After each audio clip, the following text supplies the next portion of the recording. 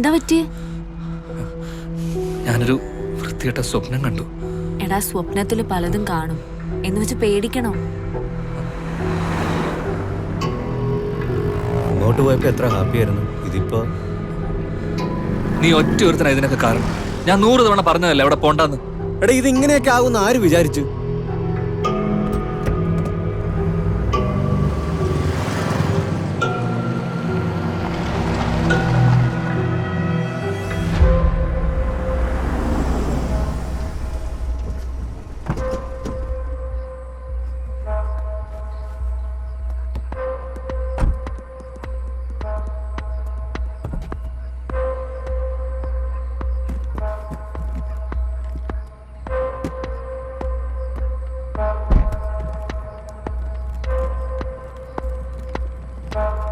എടാ,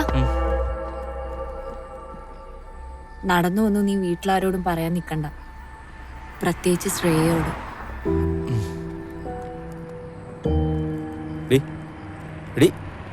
സ്വപ്നത്തിൽ കാര്യമുണ്ടെന്ന്. മരിക്കുന്നതിന് മുമ്പ് അമ്മച്ചി സ്വപ്നം കണ്ട് അപ്പച്ചൻ മരിച്ചു കിടക്കുന്ന ചില സ്വപ്നങ്ങളൊക്കെ. ഒന്ന് നിർത്താവോ?